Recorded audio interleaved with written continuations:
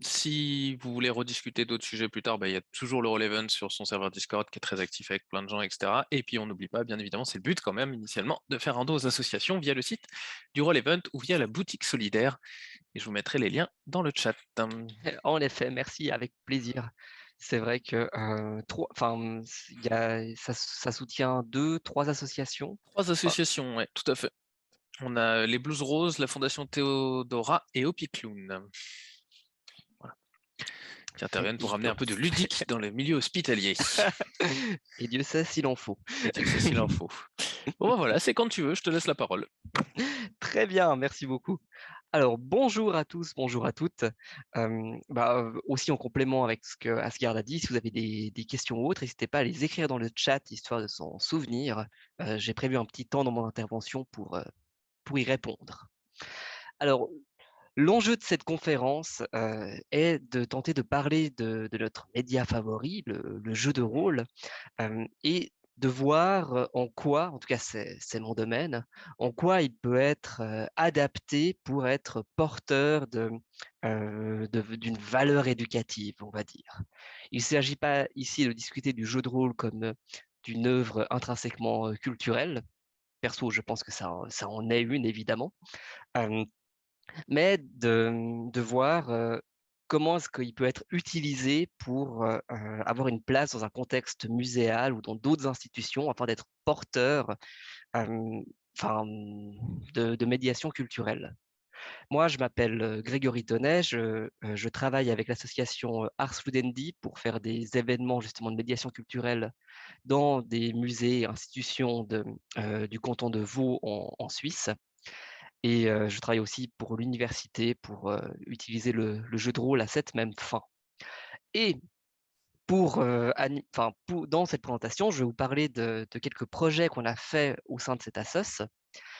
Le premier, bon, ça va vous faire rire un petit peu, c'est un petit peu un helvétisme. Il s'agit de Donjons et Dahu, euh, qui est un projet qui a eu lieu dans 2 musées de Suisse.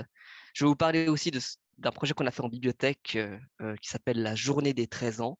Et finalement, si on a le temps, je partirai un petit peu sur le côté artistique avec le concert rôlistique qu'on a pu créer dans le cadre du Numérique Game Festival. Alors, Donjons et Dahu, mais qu'est-ce que c'est? Je vais mettre un petit peu à gauche, comme ça fait un petit peu présentateur météo. Euh, Donjons et Dahu, c'est un projet qui, comme son nom l'indique, se base sur le système de Donjons et Dragons 5e édition. Et il s'agit de faire rencontrer aux joueurs des bestioles du folklore suisse et environnant, dont le Dahu, évidemment, mais aussi la vouivre, euh, et d'autres aussi bestioles qui sont tirées d'un ouvrage d'un pasteur genevois qui s'appelle Cérézole, qui est un petit peu tombé dans l'oubli et qu'on a tenté un petit peu de faire redécouvrir à travers le jeu de rôle. Ce projet, il a pris place au château de Morges et au musée suisse du jeu.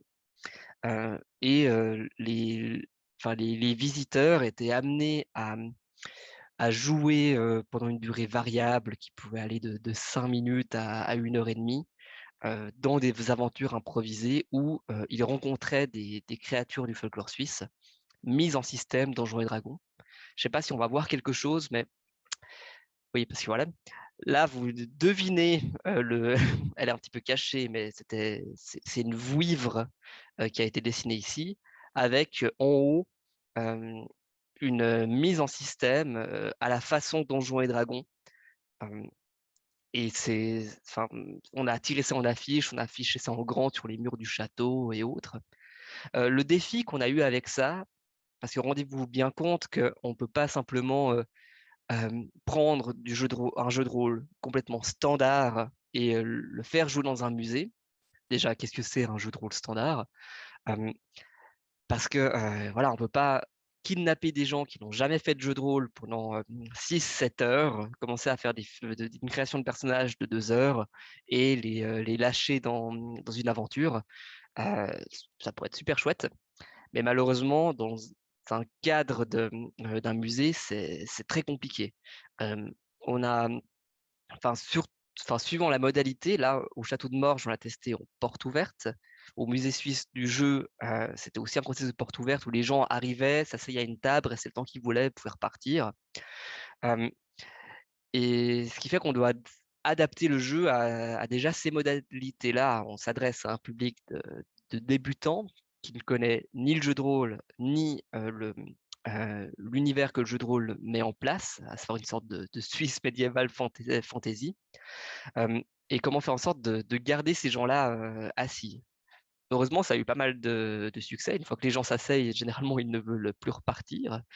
Euh, mais vous vous rendez bien compte qu'on a déjà dû un petit peu travestir le dispositif. Grâce au château de Morges, on a pu avoir une soirée jeu de rôle. On a pu faire du jeu de rôle pendant 3 heures, une même partie, un scénario un peu plus développé. Mais cependant, ça reste quand même du jeu de rôle, étant donné que on met l'accent sur ce dispositif de co-création. Les visiteurs, lorsqu'ils s'asseyent à une table, euh, en 5 minutes, ils ont un personnage dans les mains. On épure les règles de Donjons et Dragons, mais ils contribuent quand même à la création du récit. Au début, on leur demande, bah, tiens, vous arrivez dans un petit village suisse, une personne est un petit peu mal vue par le reste de la communauté. Toi, dis-moi, c'est qui? Et comme ça, enfin, ça nous permet de lancer des parties très rapides et d'avoir aussi très rapidement la participation du joueur dans l'intrigue. Qu'après, le joueur du jeu reprend, évidemment. Mais ce qui fait que ça distingue l'animation qu'on proposait d'une animation de conte, parce qu'on aurait pu simplement arriver au château puis raconter des histoires, hein, mais c'est important pour nous de faire participer le visiteur. On a eu des très beaux moments où il y avait des enfants de 6 ans qui jouaient avec des grands-mères de 80 ans et qui partaient à la chasse au Dahu, c'était admirable.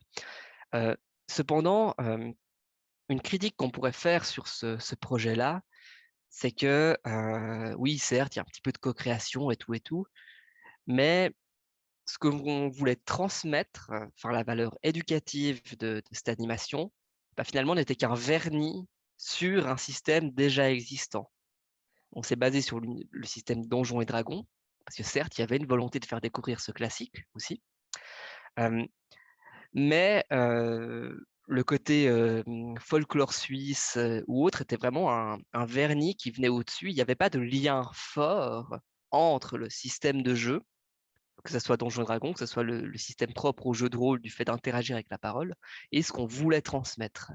Donc là, nous, enfin, même si l'animation a beaucoup plu, on est un petit peu resté sur notre faim, et pour nous, c'était pas ça vraiment une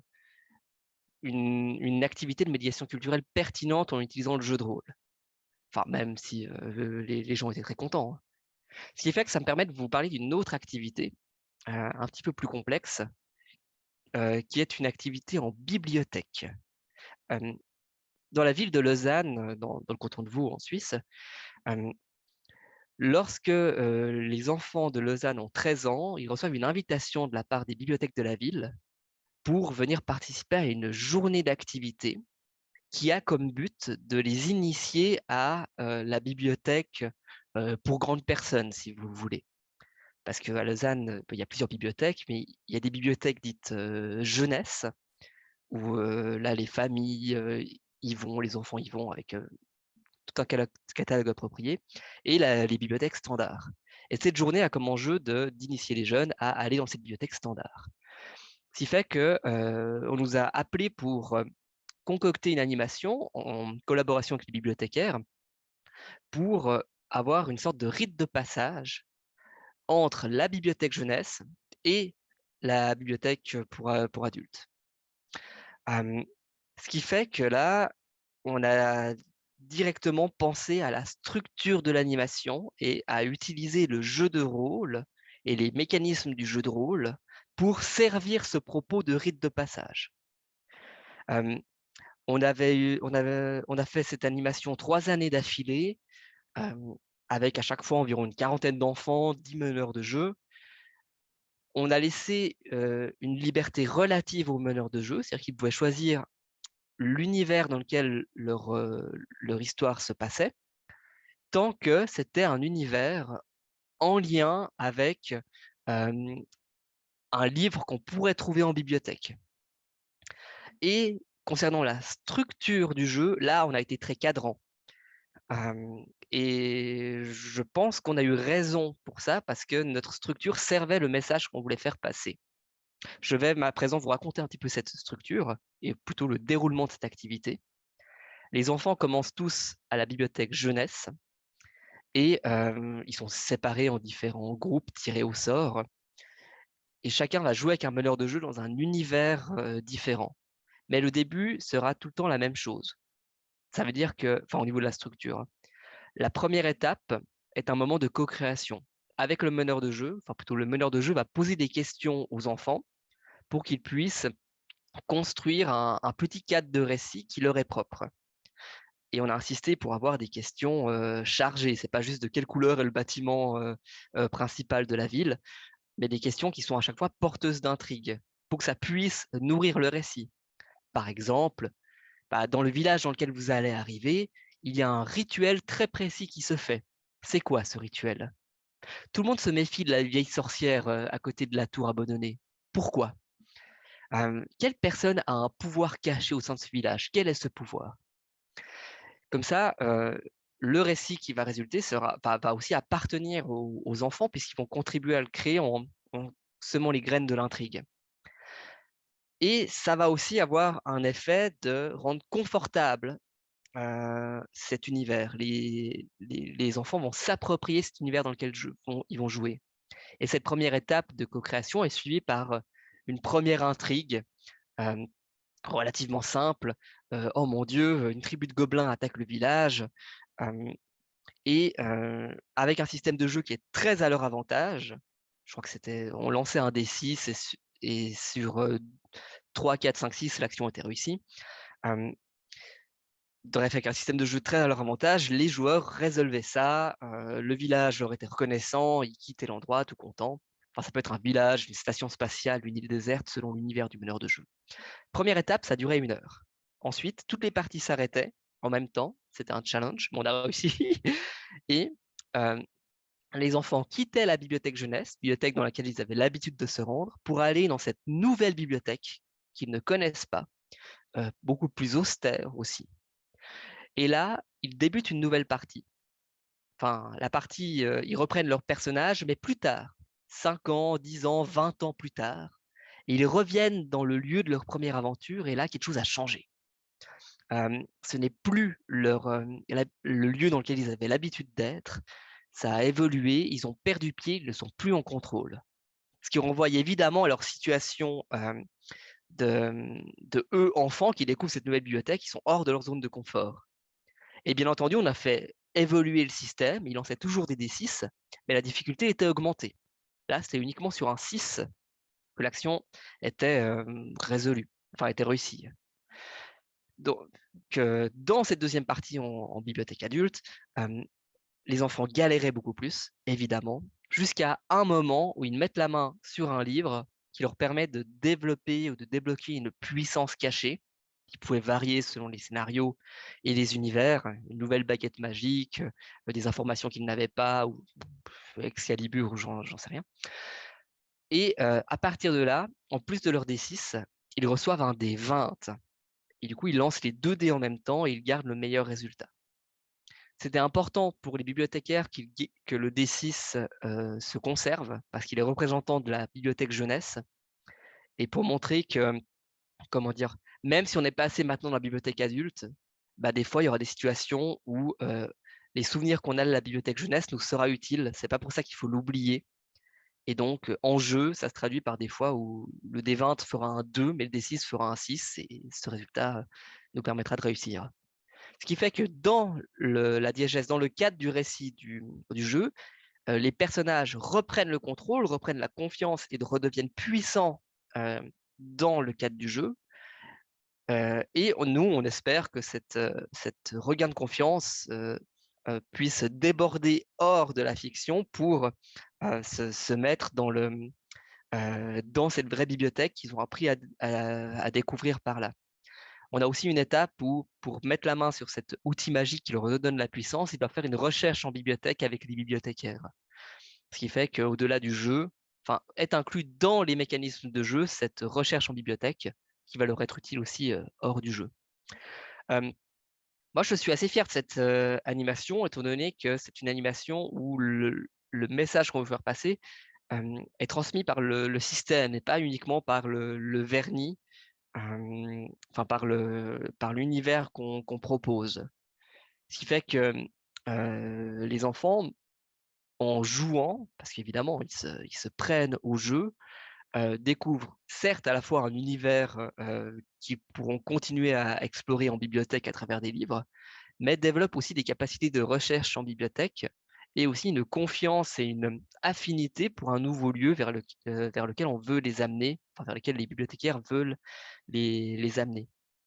Et en ça, évidemment que ça reste du jeu de rôle, euh, parce que c'est vraiment le cœur de la chose.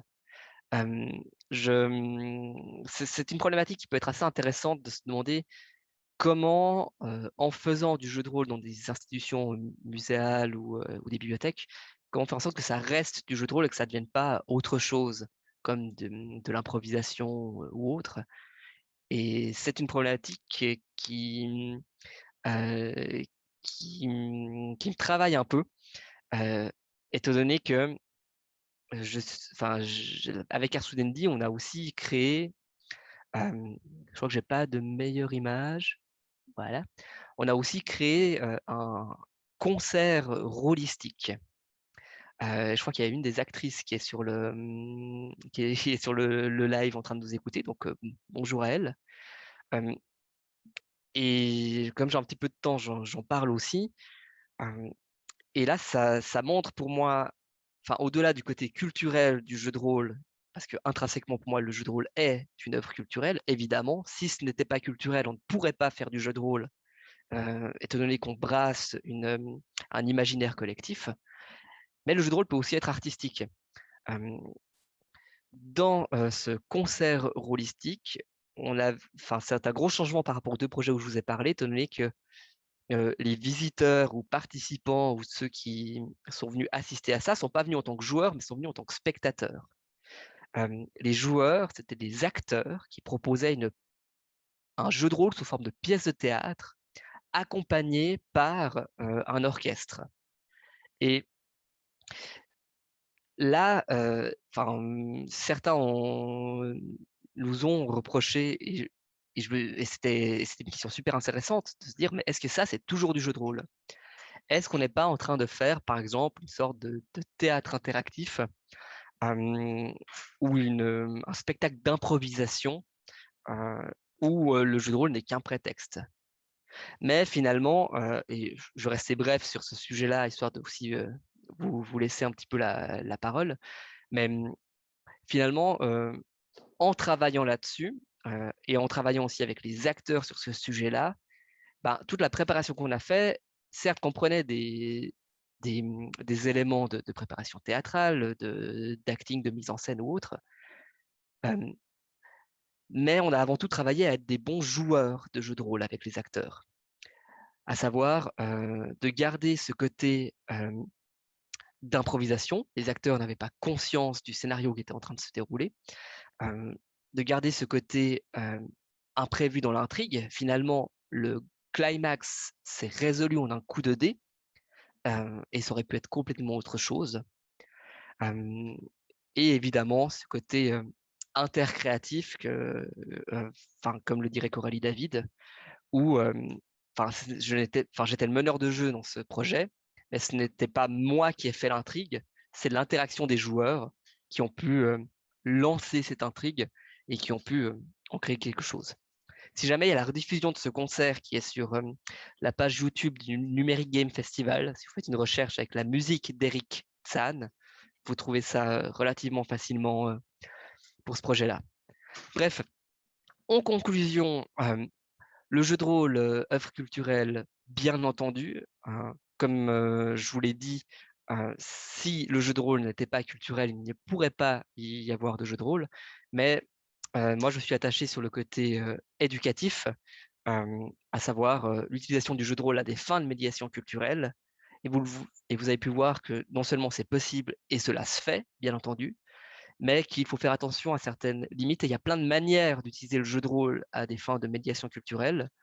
Et enfin, ayez bien conscience que ce que je vous dis là, je suis pas en train de dire une façon est juste, une façon ne l'est pas, mais que comme dans toute transposition, il faut faire attention et il faut être attentif à comment est-ce qu'on transpose, comment est-ce qu'on transmet, parce que c'est porteur de sens, et qu'il ne faut pas oublier de comment dire, de se référer à ce qu'on pense qui fait l'essence du jeu de rôle. Pour moi, c'est cette intercréativité, afin d'utiliser ça comme un bon moyen de transmission et que cela marche.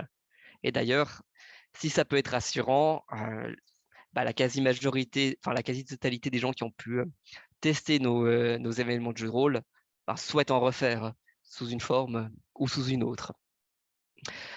Voilà. Alors, hey, mais j'ai sprinté, dis donc. Ce qui fait que je vois qu'il y a une question dans le chat que je me permets de prendre. Je remercie d'ailleurs pour Asgard d'avoir fait un petit peu le lien avec, en mettant dans le chat différentes choses. Alors, si je suis moi-même bibliothécaire, non, je ne suis pas bibliothécaire. De mon côté, l'association Ars Ludendi a été contactée par les bibliothèques. Cependant, l'animation a été faite en étroite collaboration avec les bibliothécaires.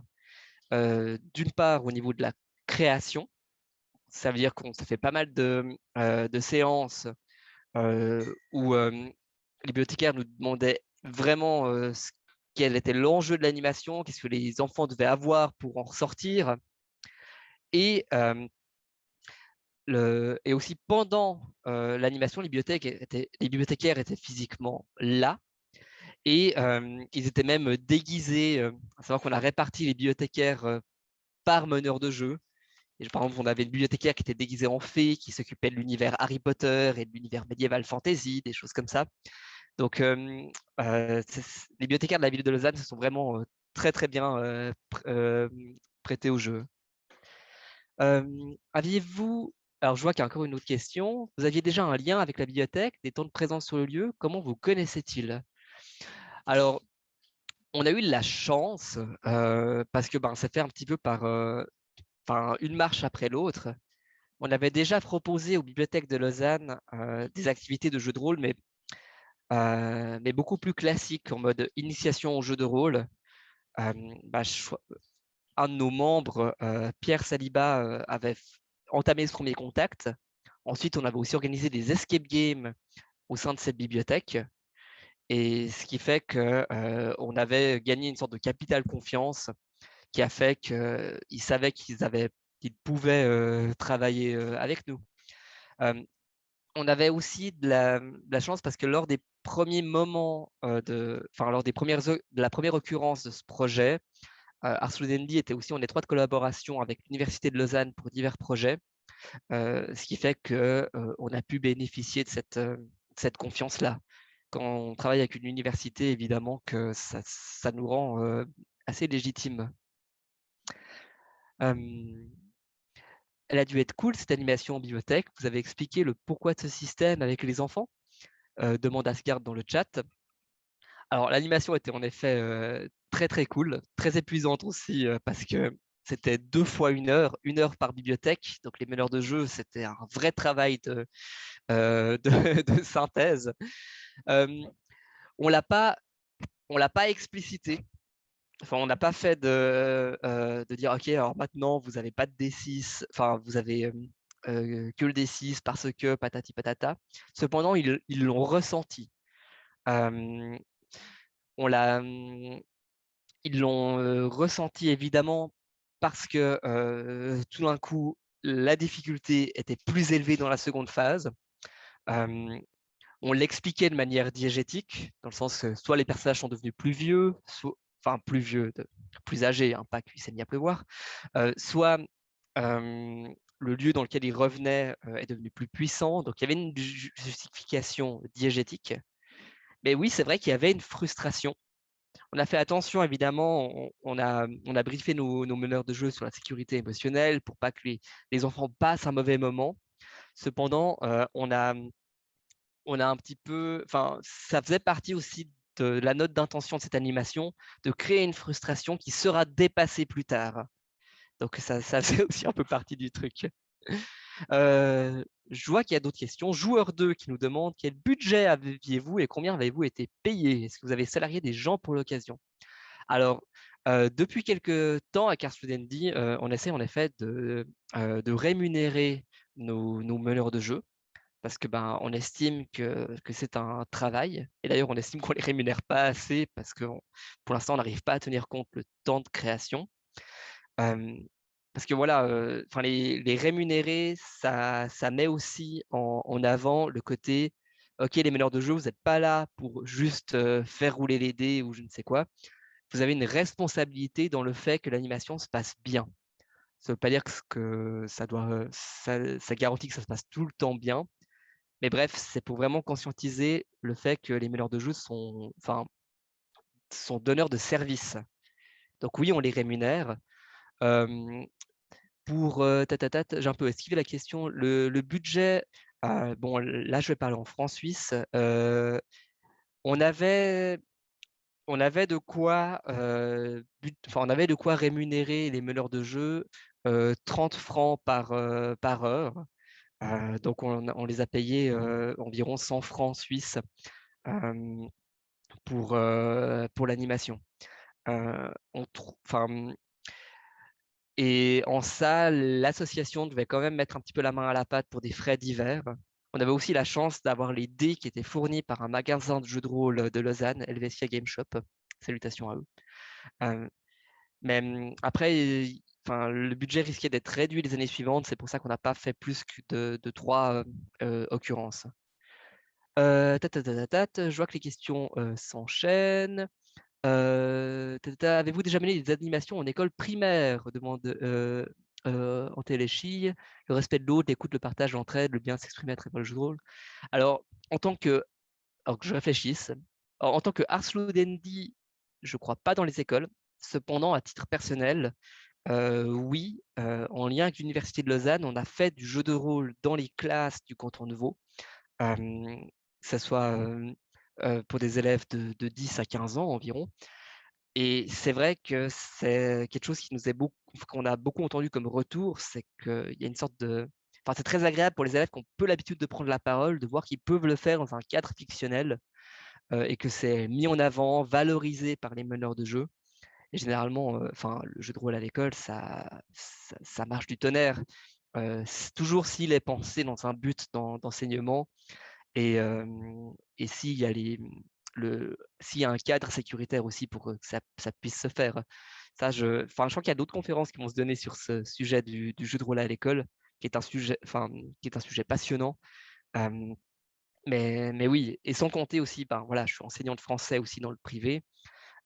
Pour tout ce qui est schéma actantiel ou schéma quinaire, le jeu de rôle, c'est un laboratoire à raconter des histoires, même en tant que joueur, euh, qui a des capacités, enfin, qui a un potentiel fou en termes de pédagogie. Dirais-tu, demande Asgard, que pour faire de la médiation culturelle, la co-construction est nécessaire? Alors, pas forcément, non. Il y a des très bonnes activités de médiation culturelle qui reposent juste sur de la scénographie de musée, par exemple, qui fonctionnent tout à fait bien. Cependant, dans ce que le jeu de rôle permet en co-construction, c'est un levier incroyable d'engagement des visiteurs et des participants. Euh, vous avez peut-être tous le souvenir de votre première partie de jeu de rôle, de se rendre compte qu'on peut un peu tout faire, qu'on peut interagir sur l'univers, créer des choses. Ça crée un vertige qui est fou. Cependant, ça a des limites, parce que si on veut qu'un jeu de rôle soit à but éducatif ou transmettre des choses, eh ben, la construction, à un moment, doit être stoppée. Si on fait un jeu de rôle je sais pas, sur le mythe arthurien, et qu'un joueur, tout d'un coup, veut aller décapiter le roi Arthur, ça va nous gâcher toute enfin, ça sera de la co-création, certes, ça sera la liberté du joueur, mais ça va un petit peu, détruire ce qu'on veut construire.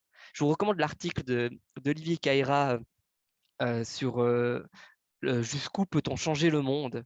sur ces mesures de débordement d'un cadre. C'est que donc la co-construction bien utilisée est un excellent outil pour la médiation culturelle, surtout sur l'engagement. Mais bah, comme tout, il faut savoir bien l'utiliser. Asgard demande encore, dirais-tu que pour faire de la médiation culturelle, ah non, ça je viens de le dire, pardon, des astuces pour permettre à chacun de proposer ça dans les structures aux alentours? Ouais, contactez-nous. Non, en vrai, avec Arsoudendi, on fait volontiers des petites réunions Zoom ou autres, pour partager notre expérience, sur, sur les difficultés qui peuvent être, qu'on peut rencontrer lorsqu'on met de telles activités.